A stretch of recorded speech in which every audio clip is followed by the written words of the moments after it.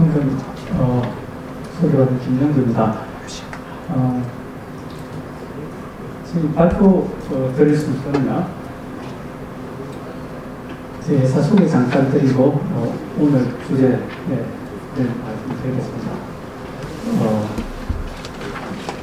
저희 회사는 고객의 해로 문제를 해결해드리는 회사입니다. 솔뱅 수리학사입니다. 저희가 주력으로 하고 있는 것은 돈통신 넷 디지털 트윈 그리고 전파 분석 쪽입니다. 오늘 주제가 바로 여기냐입니다. 그 외에 엣지 AI를 활용한 관심사의 영상무 장비도 저희가 고책까지 목표를 하고 있습니다. 화면이 좀 이상하게 노이즈가 끼는데요. 첫 번째 부분입니다. 저희가 전파 분석 기술을 활용한 부분인데요. 무인기를 적의 레이더에 탐지되지도 않고 어떻게 잘 운용할 것인가에 관한 분석이 있습니다. 여기 보시다시피 이게 장거리 레이더가 이렇게 보여지고 있고요. 사전에 분석을 하면 최소 탐지 고도가 나옵니다. 레이더의 최소 탐지 고도. 땅 쪽에는 지상에 가까운 쪽은 보통 안 잡히고 어느 고도 이상에서는 다 잡히거든요. 그래서 최소 탐지 고도를 분석하는 결과에 감시정찰 라인 쪽에 여기라고 했을 때 저희 이렇게 경로를 해서 날려보내면 성공적으로 임무가 수행 가능할 건가를 이렇게 판단하는 그런 분석도 합니다. 그리고 여기에 AI를 좀 더 결합하면 아예 경로와 고도를 추천했습니다. 그리고 오른쪽 두 번째 그림이 우리 풍력발전소들 있지 않습니까? 윈터트윈 쪽이 지상에 안에 설치되어 있는 우리 군 해병 레이더의 영향이 어떻게 되는가를 분석하는 예시입니다. 이것도 전파 분석을 활용하는 것입니다. 그리고 이 부분은 우크라이나 전에서 실제 쓰여진 모습입니다.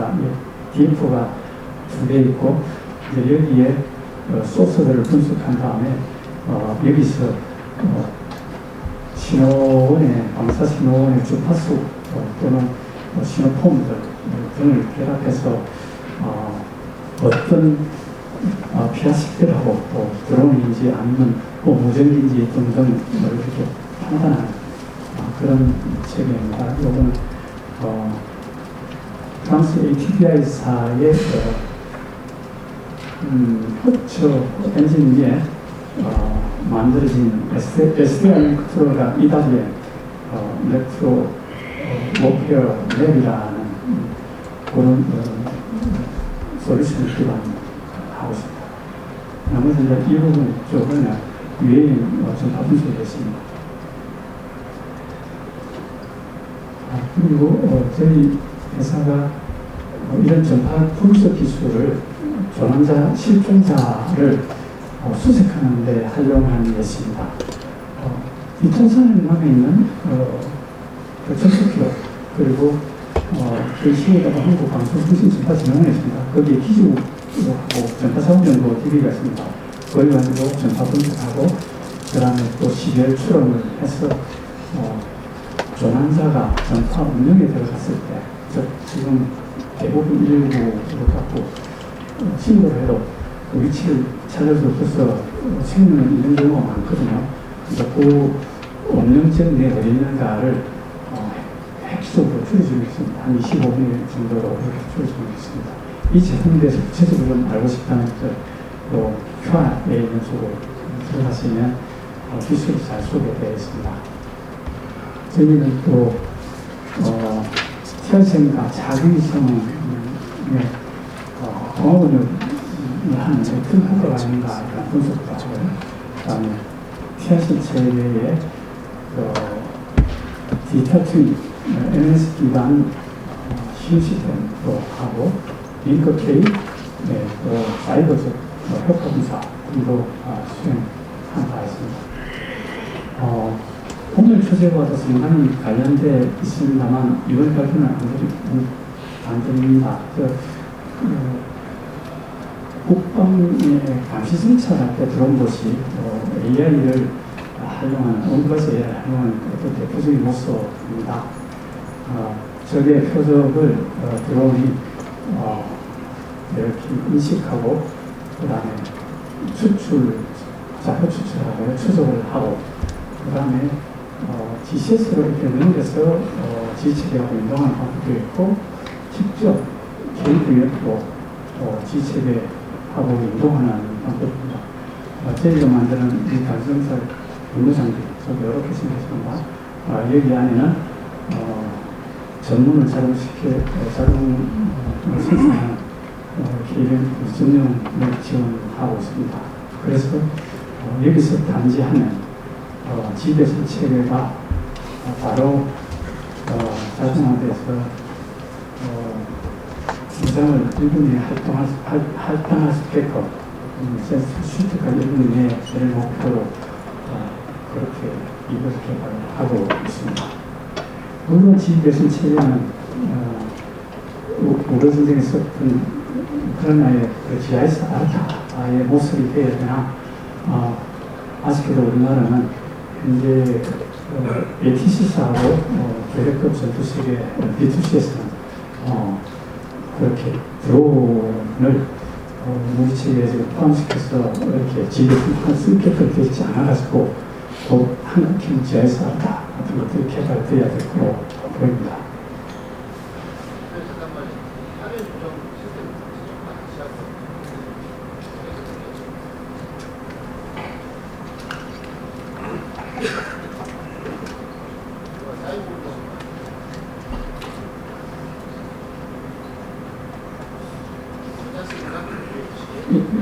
조금 더 나아가겠습니다. 오늘 말씀드린 AI 기반 대드론 체계 개념이 최적화 솔루션입니다. 대드론 체계가 여러 가지 사고를 가고 있습니다. 근데 대드론 단위 장비는 굉장히 잘 만들어지고 있고, 거기에 대한 시험 평가 동안이나 이런 것들도 상당히 구체화되어 있습니다. 근데 문제는 우리가 방어해야 될 방어력, 주요 시설일 수도 있고요. 그 다음에 접촉 지역일 수도 있고요. 그 다음에 건너편 방어체계를 구축할 때도 있습니다. 근데 거기 보면 지형도 있고 건물도 있지 않습니까? 거기 레이더 또는 이와이어 카메라 제모 등을 배치를 하면 지형 건물 영향 때문에 사실은 안 보이는 사업도 굉장히 많습니다. 근데 그 방어 연락에 정량적 방어 목표, 탐지에 대한 목표, 무력화에 대한 목표를 세우고 그걸 달성하려면 어디에다가 어떤 장비를 그렇게 몇 대 정도 설치해야 되는가. 그게 사람이 휴스틱하게 손으로 이렇게 배치하는 방법이 아니라 인공지능적으로 그렇게 추천을 해서 분석하는 필요가 있다라는 겁니다. 그래서 지금은 현재 그렇게 하지 않고 있다라고 말씀드립니다. 그래서 전형적으로 목표 관리를 할 수 있도록 되어 있다라는 게 저희 첫 하도입니다. 지금 접촉적 대드론 체계는 RFP가 밑에 떴습니다.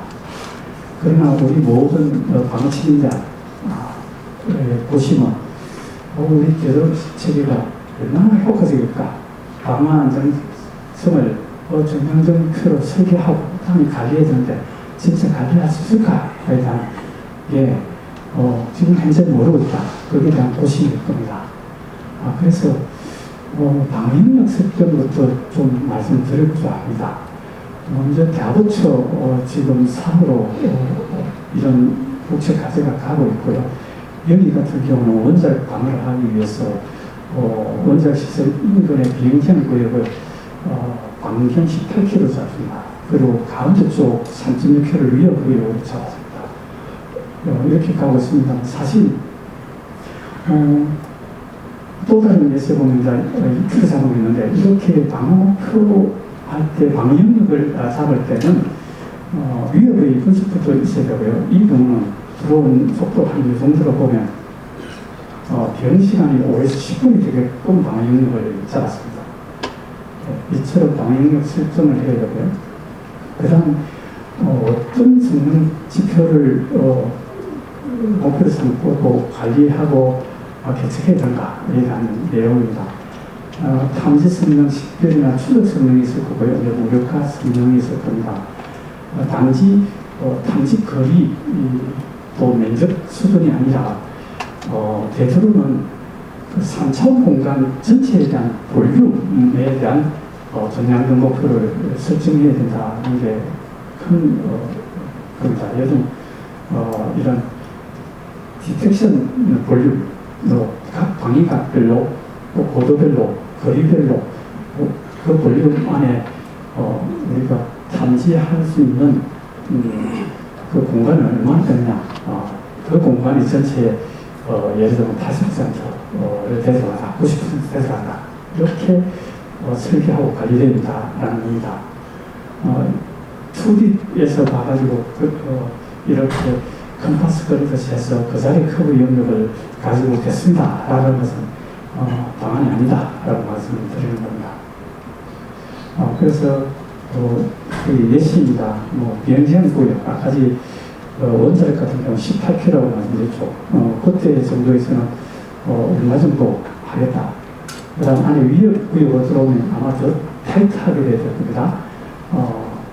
그렇게 방어 영역 내에 구역별로 이렇게 목표가 정해질 건데요.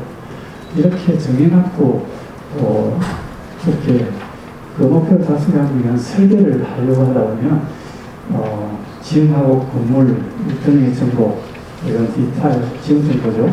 이런 게 다층으로 구축되어야 되고, 또 검증된 최신의 전파 모델도 있어야 되고요. 이런 단위 대드론 장비의 상세 스펙, 출력, 그 다음에 주파수, 안테나, 패턴 등등 상세 제공이 들어가 있는 장비 모델을 이렇게 디지털 트윈 환경 안에서 구축하고, 그 다음 우리 용도에 맞춰서 이렇게 분석을 진행해야 될 겁니다. 저희들은 또 이런 디지털 트윈 기반 분석 최적화 솔루션을 구축하고 있습니다. 그런데 이렇게 대부분 체계 계획을 하려면, 통제를 하려면, 오늘 주제가 AI 기반 대부분 체계 계획이기 때문에 어디에 AI가 쓰이는가를 한번 요약해 보았습니다. 장비 배치를 초기에 채석할 때는 배치 위치 알고리즘 쪽에 AI가 들어갑니다. 지금 저희 한 것은 단장되긴 했지만, 다층방어 체계 쪽을 하면, 예를 들면 레이더가 커버하는 거와 EOIR 커버하는 것 두를 잘 결합한 형태의 다층방어에서 최적화 배치 알고리즘은 또 굉장히 풀기 힘든 문제입니다. 이 부분은 구체적으로 가야 될 거고, 더 나아가야 될 거고, 이 또한 AI입니다. 두 번째, 그 주파수 활동하는 쪽입니다. 대드론 체계를 배치해 놓은 장비 간 간섭들이 상당히 많이 발생합니다. 아군 장비 사이에서 대드론 체계 장비. 이제 거기에 간섭을 분석하고 간섭을 최소화하는 방향으로 주파수 할당을 해줘야 됩니다. 할당 알고리즘은 다양하게 있을 수 있으면 거기에 비교 방식에서 추천해줘야 될 겁니다. 여기도 예외가 있습니다. 그리고 뒤에 좀 다루겠습니다만, 자세히 다루겠습니다만, 항지빙 안테나 CRTA를 장착한 대드론 시스템을 계획하고, 그리고 그런 항지빙 안테나 장착한 드론이 실제로 날아왔을 때 드론 제어만 한 대가 아니거든요. 다수의 대노가 동시에 해역에서 공격해야만 떨어지는데, 그때 제목이 지능력 통제하는 쪽도 AI 기술이 들어갑니다. 그리고 마지막에 저희가 이제 구축해놓은 또 설계나 대여론 체계 내에 정정적 평가를 하는 것과 더불어서 사실 적침투 시뮬레이션을 해보는 게 평가에 또 중요한 요소라 생각합니다. 이때 적침투 시뮬레이션 할 때 AI를 써서 최적의 경로를 찾아서 하는 그런 분석 기법을 필요합니다. 오늘은 이 부분 쪽을 동영상으로 따로 마련했습니다. 좀 이따가 드리겠습니다. 예시로서 저희가 하는 이게 꼭 정답은 아닌데요. 이 비슷한 방법이 아닐까 합니다. 김포공항을 대상으로 하는 드론 탐지 레이더 배치 평가 예시를 하는 가정을 말씀드리고 영상을 준비해서 보여드리겠습니다. 먼저 김포공항 쪽에 방위능력과 위협식별이 이렇게 거의 대부분 같이 일어나고 방어목표를 정하고 분석 수행하고 결과 평가한 다음에 문제가 있으면 최적화하고 이것이 과립 시나리오로서 제한적으로 방어 목표를 조정한다든지 위협을 다시 바꿔보면 방어 영역이나 목표가 달라지기 때문에 이런 분석 과정을 반복해야 됩니다. 위협은 저희가 여러 가지 들어오는 이런 분들이 이렇게 재원들이 나와 있고 어떤 프로까지 잡아내느냐 따라가야 합니다. 가장 큰 중요한 것은 아마 레이더 측면에서는 RCS고요. 방어 병시한 측면에서 보면 비행속도가 큰 이슈가 됩니다. EOIR은 카메라 또 드론의 크기가 인식과 식별의 거리에도 영향을 주기 때문에 크기가 중요하고요. 그 다음에 RF 스캐너나 DF, 전모의 동작에서는 데이터에 대한 사용들이 중요합니다. 전모를 동시 공격해야 되는 아까 그 통합 공격의 부분에서는 항정용 안테나 장착 여부가 중요합니다. 이런 위협들의 식별 위에 이 위협에 대응하기 위한 방어 영역을 합니다. 이 부분이 지금 김포공항인데 할 수로 보이지 않습니까? 요 바깥에 먼저 비행 금지구역 여기서는 9km 정도를 잡았고요. 공간을 시속 60km 되는 드론을 가정하고 비행시간 6분 정도입니다. 그리고 요 가운데 요 위험 구역 이거는 3.6km의 내원자력 예시와 같습니다. 그리고 그 할주로 아틀란티다는 평시에도 들어온 위협이 있기 때문에 이 부분 쪽에 충돌 방지를 하기 위해서 여기에 위험 구역으로 지정한 다음에 좀 더 높은 레이더 탐지 목표를 갖도록 이렇게 잡아봤습니다. 이렇게 하고 이제 지상고 한 50m에서 RCS 0.04 정도 되는 드론 이상을 잡아내겠다라는 측면에서 방어 목표를 정하고 또 시뮬레이션을 합니다. 이때 시뮬레이션 할 때 어떤 설치할 장소는 피안치나 빌딩 위에서 하도록 하는 거예요.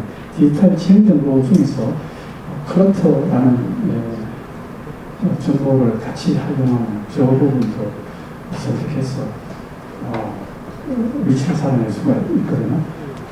그래서 레이더를 몇 대쯤 할 것인가, 그리고 종료 조건, 90% 이상 예를 들면 커버가 되면 시내에서 멈추고 그 경우를 활용하라 하는 겁니다. 장비 스펙들 중에 0.04 정도 된다면 한 5km 정도로 본 스펙입니다.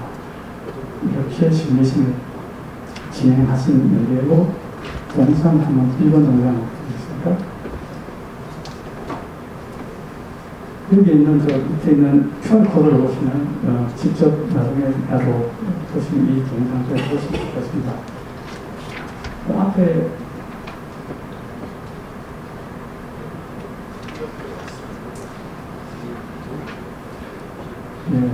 조금 이제만 말씀드리고요. 순간 약간 조금만 넘기면 바로 시뮬레이션을 보실 건데요. 이 자리 속에 이제 진짜 주거 분석을 가지고 시뮬레이션하는 동상 부분을 잠깐만 보시겠습니다. 예.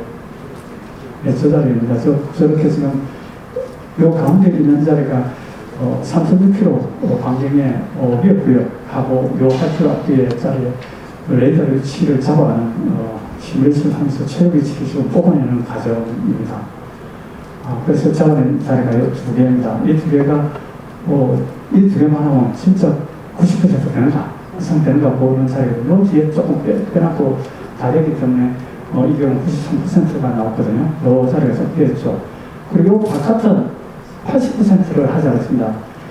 비행 금지 구역은 약간 위험보다 팽하지 않기 때문에 그것을 약간 맞췄고요. 이제 이렇게 두 개 외에 나머지 추가를 한 겁니다. 이렇게 보면 5개의 수가 더 추가됐습니다.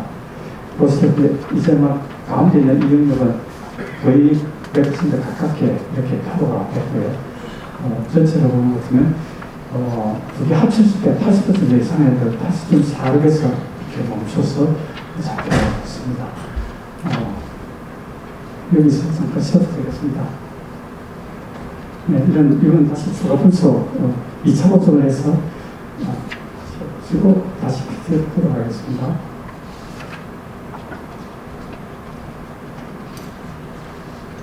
네.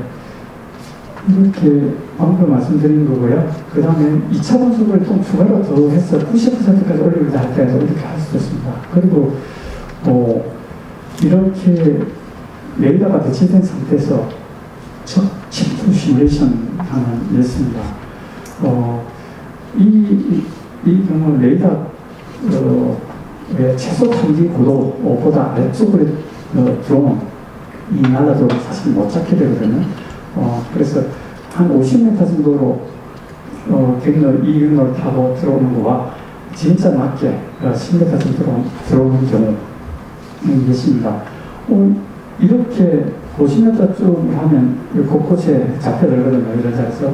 그래서 레이더 곳곳에서 걸려 들어가지고 대응할 수 있습니다. 그런데 진짜 낮게 들어올 경우는 잠깐 탄지되거나 거의 이런 지오시설에 와서 타격을 갈무려 가까이 와서 탄지되기 때문에 대응성이 절대적으로 부족해진다는 것도 알 수가 있습니다. 이건 좀 2D 모습으로 보이고요. 3D 모습 쪽에 저희가 기술적으로 어떻게 이런 부분을 하는가에 대한 동상을 한번 보여드리겠습니다.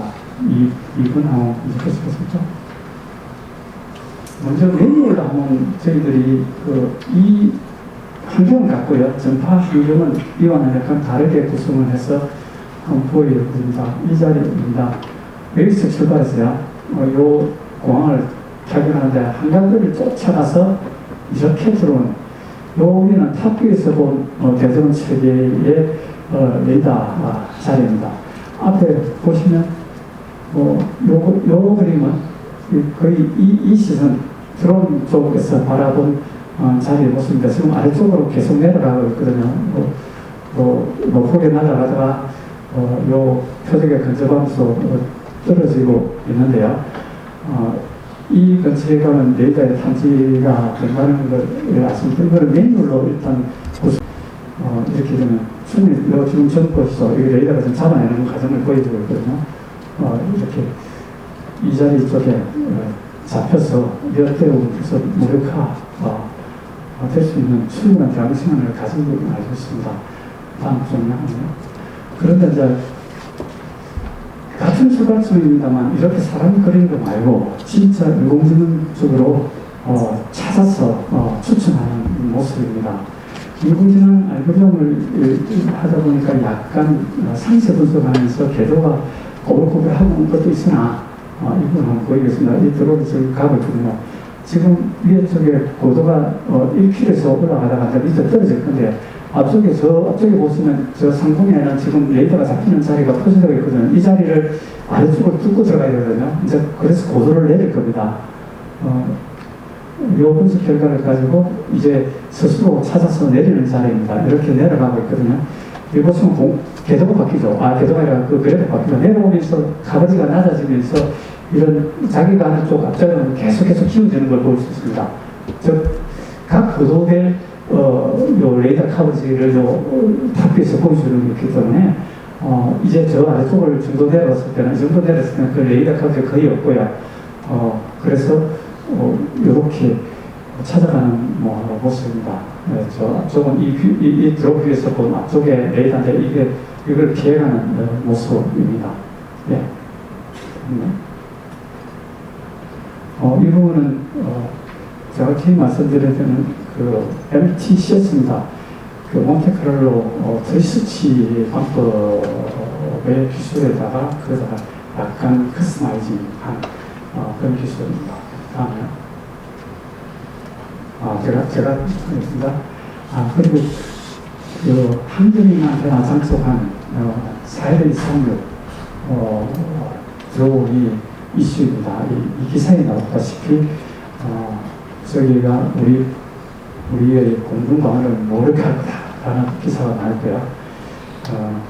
이런 안테나긴 한데 그 GPS GNS를 수신하는 안테나입니다. 근데 어레이 안테나하고 제모가 공격하면 이렇게 널링을 한다, 이렇게 신호를 파버리기 때문에 재미 먹지 않습니다.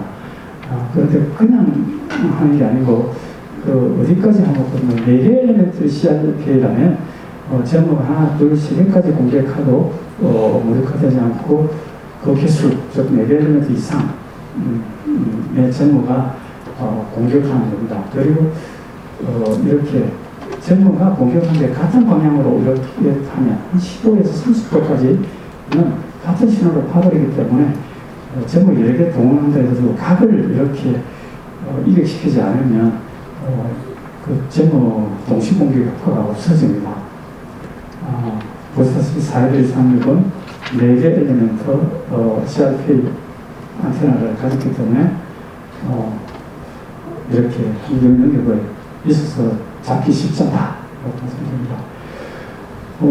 이번에 적극적인 대드론 체계가 4파 공급되는 자리에 모습을 이미지 만들었습니다. 사실 이런 모습은 아닙니다.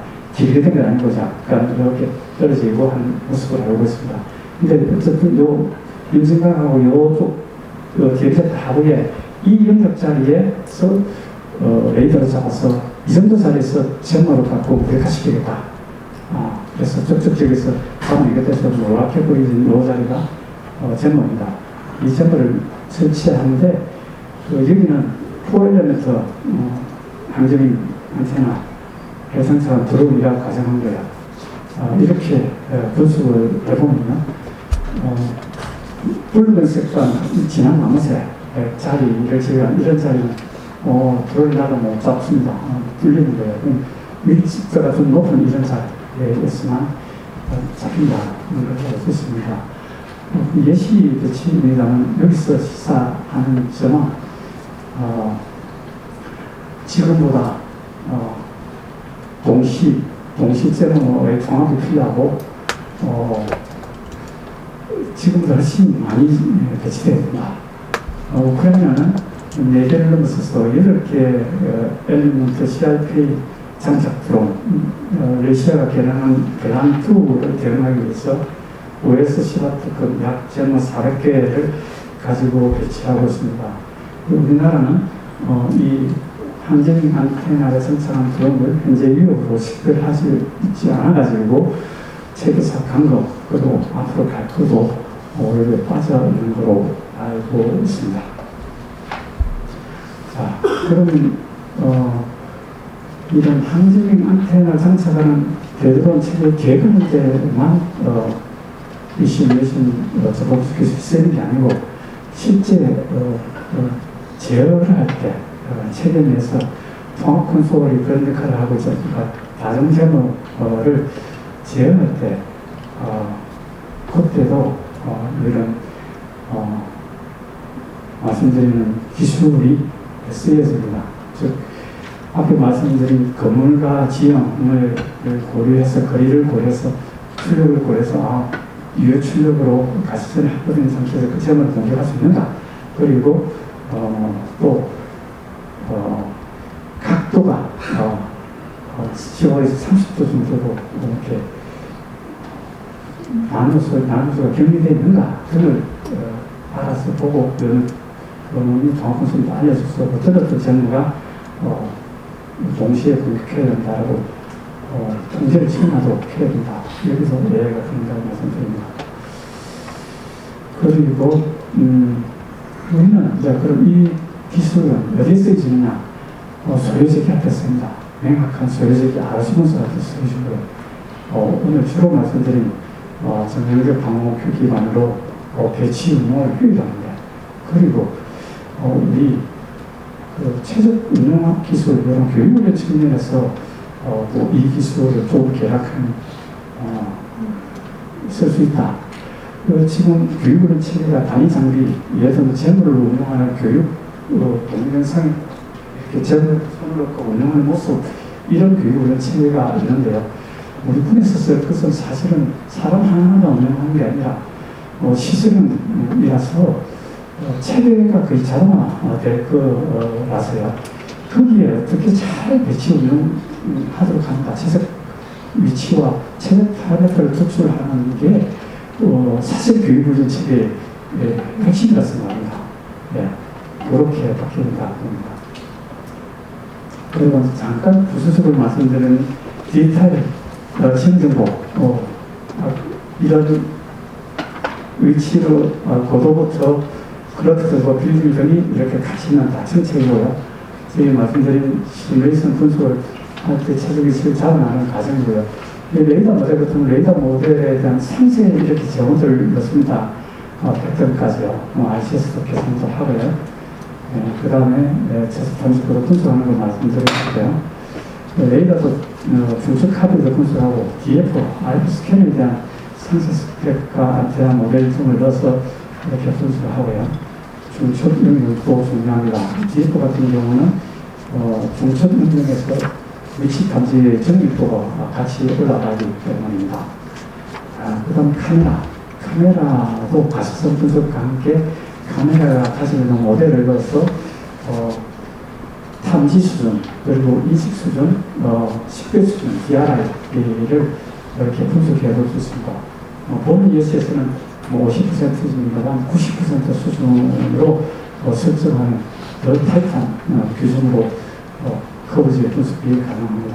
제모의 출력과 패턴 등을 가지고 유효 재미 커버지가 어떻게 되는가를 분석할 수 있고요. 그 다음에 중첩 분석.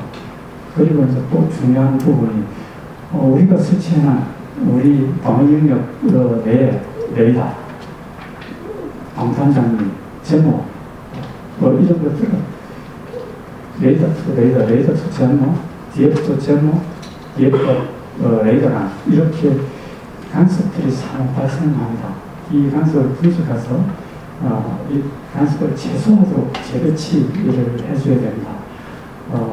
장소 재배치가 필요한 경우도 간혹 있으나 그 주파수 할당을 최소화해야 됩니다. 할당 알고리즘들은 있고 이 할당 알고리즘을도 여기에 최소화 알고리즘들이 들어갈 거예요. 그 다음에 다수의 할당 알고리즘들을 분석해서 그 중에 가장 나은 것들을 추천해주는 측면에서도 예가 들어갑니다. 예. 그리고 마지막으로 시간이 얼마나 남았는지 모르겠는데, 마지막에 한번, 제 마지막 4번 보겠습니다. 4번. 마지막이요. 관련이 조금 있어서 그런데, 저희가 사실은, 무력화 체계가 제모 외에, 레이저입니다. 레이저는 좀 제작할 시간이 오래 있고, 이거는 군집 드론으로서 교전으로 무력화하는 예시입니다. 보시면 이 자리 속에 드론의 위치, 날아가는 위치를 체득하기 위한 시뮬레이션, 엄격하게 시뮬레이션하는 모습을 보여드리겠거든요. 이게 처음에 정찰기가 보고 표적들 잡아주면, 여기에, 군함에서, 이렇게 드론 공격 드론이 갑니다. 이 레이더가 이걸 또 탐지하고 있기 때문에, 알아가지고, 사이로에 드는 대형 드론들을 준비를 시킵니다. 그런데 이제 이 레이더가 글로벌한 정보를 가지고 여기다 알려주는 거지만, 이런 드론들은 큰 잡아내는 게 상당히 좋을 겁니다. 거기 가서 충돌해서 거의 다 잡아내고 있거든요. 보시다시피 이 자리 주황색이 있는 게 데이터링크가 그 정도를 첨해주는 모습입니다.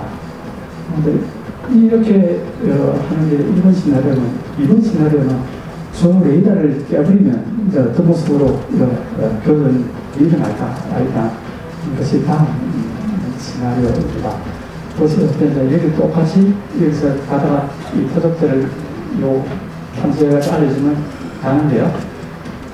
그런데 이 레이더에 있는 것들도 식별에 그게 있기 때문에 요 밑에서 레이더를 깨기 위한 요 미사일이 날아간다. 이걸 깨고 나는 것은 이 군집 드론, 대마경 군집 드론은 이제 자기 자체의 앞에 센서로만 가지고 이렇게 교전을 하게 되거든요. 그럼 여자를 보시다시피 이렇게 못 잡아내는 것들이 생겨납니다. 그래서 이것도 예, 와집 시나리오를 보여드립니다. 뒤쪽으로 좀 넘기고서는 조금 한참 좀 뒤로 한참 넘기고서는 예, 그 정도 조금 더 넘기면 됩니다. 예, 요 자리는요, 이제 그 사이로에서 지금 현재 드론이 저거 마당에 있을 날아가는 모습이거든요. 사실은 날아가더라도 저게 그 자산들한테 안 잡히기 위해서 가급적 바로 날아가는 방법도 있고요. 저렇게 지표면을 가깝게 이렇게 날아가서 감지가 안 되도록 해서 어제 가서 집 충돌을 했습니다. 이상입니다.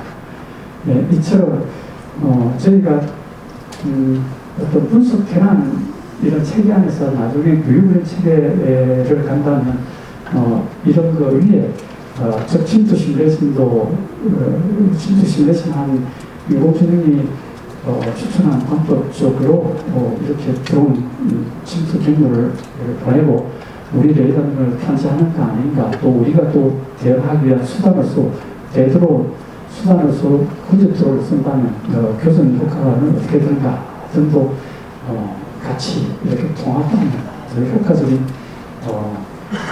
이런 교육의 체계가 될 수 있지 않을까라고 생각합니다. 네, 감사합니다.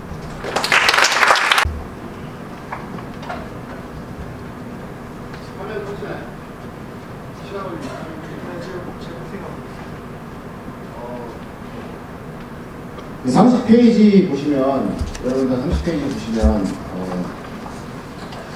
여기서 전파항과 분석을 이제 데이세트를 가져을 해서, 먼저 좀만 기다려 주시겠습니다. 보시고 하는 게 좋을 것 같아요.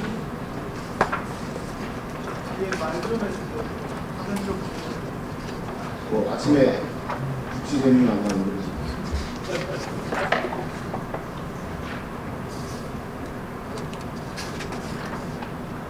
제가 이제 설명을 드리면 이제 대표님께서 답변하실 건데, 여러분들한테 제가 좀 추가적으로 오해를 안 하셨으면 좋을 것 같아서 설명을 드릴 건데, 제가 전역한 지 3년 됐습니다. 전역 3년인데, 지금 이제 정부 대드론 체계 발전협의회에서 제가 전문위원장 하고 있어요. 정부 대드론 체계 관련된 거를 디자인하고 있습니다.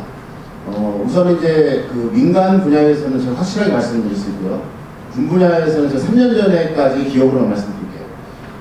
우리가 전방에서 지금 배치하고 있는 레이더, 잼머, 이거 어떻게 배치하시죠? 혹시 아시는 분 계십니까?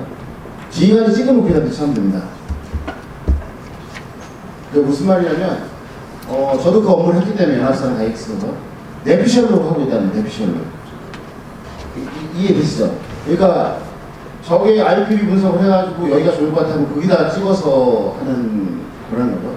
그리고 지금 민간 분야에서 지금 제가 학교 호강지 6개 지역, 권역화 지역에 관련된 그거를 용역까지 다 하고 했는데, 거기서 지금 다 잼머 어디다 설치하고, 아래 버티 어디 설치하고 하는 것들 다 그냥, 여기 좋을 것 같아. 이유는 높아. 잘 보여. 이 정도만 하고 있다는 거. 근데 이제 이 프로그램이, 제가 동유럽에 갔다 보니까, 러시아하고 우크라이나하고 동일하게 사용하고 있습니다. 사용하고 있어서, 이런 전파 환경 분석을 해가지고, 이제 군사용어로 차폐 지역이라고 하죠. 전파가 나가지 않는 곳을 이용해서 러시아나 우크라이나 양쪽 모두 침투 부대를 침투를 하거나 수락미사일을 보내거나 드론 운용하는 어떤 하나의 뭐랄까 측량 도구로 사용을 하고 있거든요. 그래서 여기서 지금 말씀하고자 하는 것들을 여기 저는 이 슬라이드 가장 중요하다 생각하는데, 그럼 여기서 보시게 되면 색깔이 이제 빨간색 쪽으로 진하게 들어간 것도 있고, 그 다음에 이제 그 녹색이나 파란색으로 나온 게 있잖아요. 그래서 그리고 여기서 빨간색이나 그런 어떤 진녹색 같은 이런 저희가 갈색 쪽으로 가면 저게 이제 예를 들어서 안 잡힌다는 것이잖아요. 예, 쟁모가 한 개 또는 두 개, 세 개 정도밖에 안 되는 연결이에요. 그 쟁모가 네 개 이상 동시에 공격해야만 떨어지는데 그런 의미가 아니라는 뜻이죠. 그렇죠. 그러면 저런 환경이 분석이 돼가지고 우리가 잼머라든가 하여튼간 대공체계든가 뭔가가 배치가 돼야 된다는 걸 이제 주장을 하시는 거잖아요. 예, 예, 맞습니다. 그러니까 정확히 맞지 않습니까? 그러니까 저는 이제 문제의식이 이 솔빗에서 문제의식을 제가 초청한 이유가 뭐냐면, 우리가 어차피 한정된 자원에서 관련된 대동체계든 대공체계든 거를 도입을 할 거 아닙니까? 하게 되면 그걸 적재적소에 배치해야 된다는데, 그 적재적소가 지휘관의 그 손끝이 아니라는 거예요. 지휘관의 손끝이 아니고 저는 환경 분석을 통해 갖고 이것도 100%는 아니지만 그렇게 해야지만 정확하게 된다는 겁니다. 그 차원에서 저희가 이거를 이분을 제가 어렵게 섭외를 해서 초청을 드린 거고, 여기 국방부라든가 육군본부 많이 와 계시니까 저런 부분을 통해 가지고 이걸 우리가 환경을 분석해서 앞으로 나가야 된다는 걸 말씀을 드리는 거거든요. 그래야지만 우리가 자원을 효율적으로 사용할 수 있지 않겠습니까? 그래서 이제 그 부분을 좀 말씀을 드리고 싶었고, 그다음에 제가 이제 많이 말씀드린 건 좀 그렇지만, 두 번째로 제가 말씀드리고 싶은 건 뭐냐면, 이게 왜 좋냐면, 이 다음에 뭐 교육훈련 하는 건 다 알아두실 건데, 여러분 군사 용어 중에 개서적이라는 단어 혹시 아십니까? 개서, 기억의 여의, 개서적이라는 거는 나중에 찾아보시면 알겠지만 하도 이제 공부하시면 오래돼가지고 까먹으셨을 건데, 예를 들어서 최극강에 있는 위협을 상쇄시킬 수 있다면 서로 이동적인 위협도 다 상쇄가 가능하다는 겁니다. 무슨 말씀이냐면, 이런 체계가 우리나라에서 지금 현재 봤을 때 가장 위협이 온 게 뭐냐면 대공 위협하고 드론 위협이에요. 그걸 잡을 수 있다 하게 되면 거의 보이는 사이버라든가 지상 침투라든가 다 할 수 있다는 겁니다. 여기 7사단의 작계 참모가 오셨으니 고개를 끄덕였는데 무슨 말씀인지 알 거예요. 이 때문에 결과적으로 우리가 탐지, 식별, 추적, 무력과에 관련된 대도론 체계라든가 관련된 대공 체계를 명확하게 잘 해놓게 된다면 지상 침투라든가 사이버라든가 전자전까지도 다 우리가 대응할 수 있는 체계로 갈 수 있다는 겁니다. 근데 우리는 이걸 모르기 때문에 사이버 전자전은 별도로 하고 지상 침투는 별도로 하고 이런 식으로 가고 있다는 거죠. 그러니까 그 부분을 이 대표님께서 지금 군인이 아니기 때문에 민간인 목소리로 말씀하신 건데, 저는 그거를 군인의 이제 그 단어로 여러분에게 바꿔서 지금 말씀을 드린 겁니다. 예, 이상입니다. 질문 있으면 한분 정도. 예, 말씀하세요. 대표님, 국방부 경제체계 체제장입니다. 예. 굉장히 궁금하고 관심을 많이 가져야 되는데 잘 못 가졌는데, 오늘 진짜 이 사이트가 굉장히 크게 다가왔고 많은 문제들을 좀 해결할 수 있는 좋은 기회가 됐습니다. 강히 감사드리고, 몇 가지 이제 국방부를 대변하는 그 의견으로서 제가 생각하는 더 큰 문제 이렇게 좀 말씀드리고 싶은데요. 여기 이제 분석한 게 접촉 지역 대드론 체계에 들어갈 계획의 일부를 가지고 실제로 분석하시는 겁니까? 실제 이 지역 어떻게 배치할 것인가는 사실은 저희가 맞지는 않습니다. 그거 받으면 안 되는 거고, 저희는 그 컨셉을 그대로 한 겁니다. 말씀하신 저 프로그램을 한다면 우리가 그냥 직관적으로 하는 것보다 훨씬 더 당연히 저희가 그 부분에 동의를 하는데, 기본적으로 그 경계부대에서 대드론 체계 방어는 군단 단위로 편성이 됩니다. 그래서 접촉지역 대드론 체계가 제일 위에 있다면 중심 있게 또 이렇게, 그 다음에 상위 재배가 또 이렇게 들어갑니다. 그래서 첫 번째 박스로 이렇게 그려놨던 그 방어 체계가 지나가면 뒤에서 또 더 긴 사거리에 어떤 대드론 체계가 같이 들어가기 때문에 아마도 나름의 그 상황이나 이렇게 나름의 어떤 계획이 있을 것이다.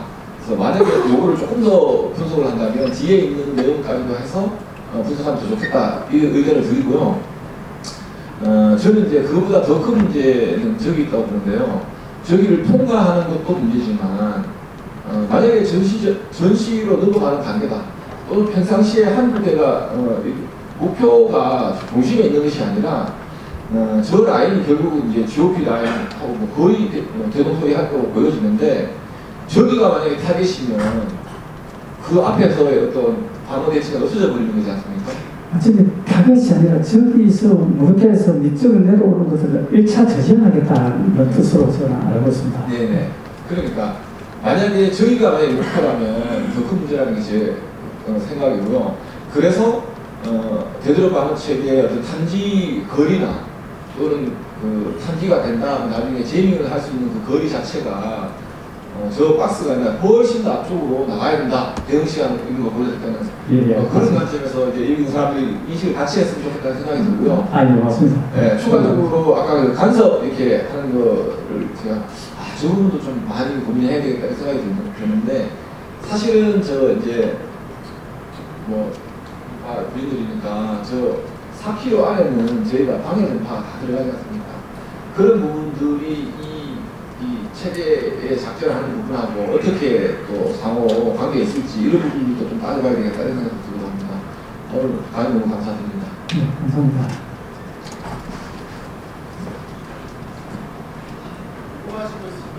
네, 질문도 있으실까요?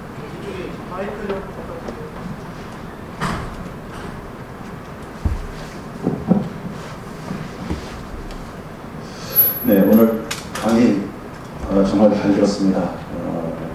여기 선도들도 있는 것 같은데 소비랑 나가서 해야 될 그런 거 포함해서 하는 그 고민거리를 던져주신 것 같아요. 제가 좀 강의 내용하고 조금 약간 동떨어질 수 있는 질문인데 최근에 우로전쟁에서 사용되고 있는 진화된 그러한 드론 체계 중에서 제트 엔진을 장착한 소형 그 고령익 드론이 그것 때문에 지금 우크라이나가 굉장히 큰 대응책이 없어서 굉장히 큰 피해를 보고 있고 그것 때문에 고심이 많다고 제가 이제 언론에서 본 적이 있는데요. 그러한 형태의 드론을 우리가 방어하기 위해서 고려되고 있는 그런 점들이 있는지 뭐 학회장님이나 아니면 오늘 솔 시스템 쪽에서 좀 설명을 좀 답변 주시면 고맙겠습니다. 일차로 4회대 이상력이 터빈 형태 가스 엔진을 써가지고 그 수천 킬로를 날아갑니다. 그래서 러시아 쪽에서 우크라이나로 이렇게 날려 보내면 그 굉장히 먼 거리를 날아서 타격 가능하고요. 그 다음에 여기 아까 말씀드린 대로 이런 항제밍 안테나까지 장착해서 일반 제모로까는 무력화가 안 되는 이런 기술을 가지고 탑재되어 있다라고 말씀드립니다. 이런 위협은 지금 당연스럽게 여기가 아시스가 조금 크거든요. 이 삼각형 모양의 아시스를 보통 상당히 작은데 상대적으로 기체가 크기 때문에 한 2m, 3m 정도 되거든요. 그래서 기체가 커서 아시스는 한 1m 정도 되는 데도 있고 방향이 따라서 1m 안 되는 정도의 크기입니다. 이 정도면 잡히거든요. 잡히는데 무력화 수단이 없다 보니까 제모를 가지고 그 우크라이나는 하고 있다. 제모 외에 우리나라처럼 발칸 부대라든지 이런 데 있으면 무력화시킬 수 있을 거예요. 근데 우크라이나는 그렇지 않다.